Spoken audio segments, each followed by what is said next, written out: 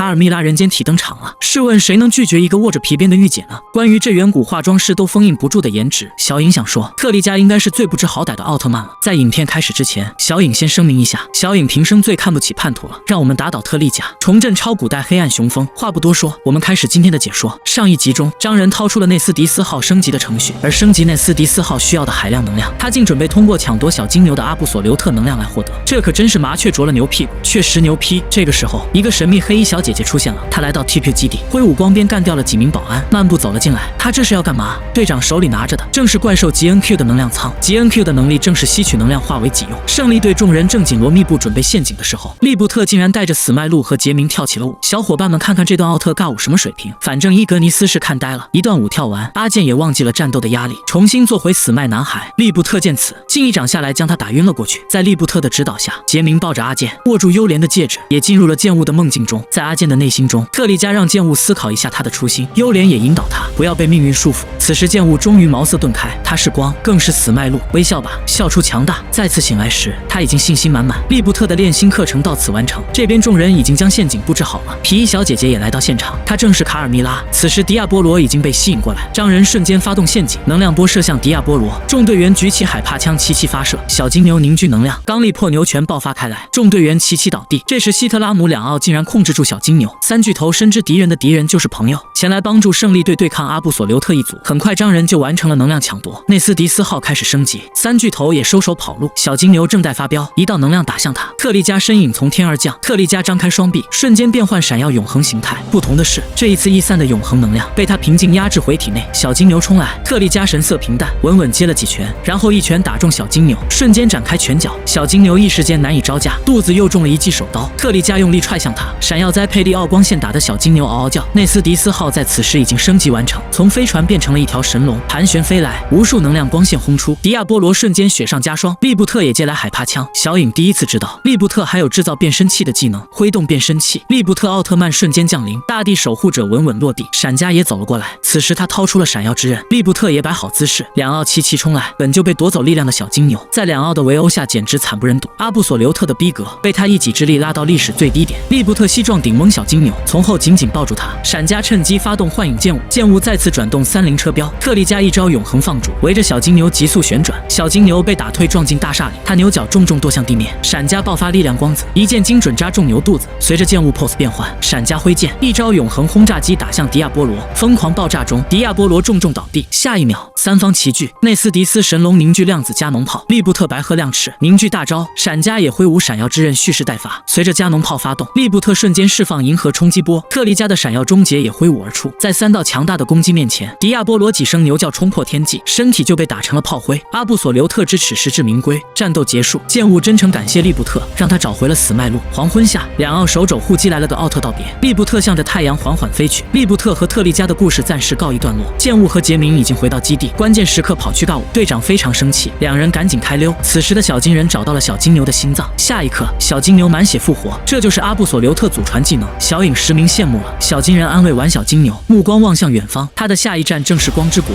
而伊格尼斯因为看到利布特的变身，终于受到了启发，他举起黑暗神光棒，终于成功召唤出了黑暗特丽迦。下一集又是光暗大战的故事了，让我们一起期待16集吧。本集卡尔米拉的颜值堪称天花板级别，那么问题来了，小伙伴们心目中女奥特曼颜值最高的是哪一位呢？评论区告诉小影吧。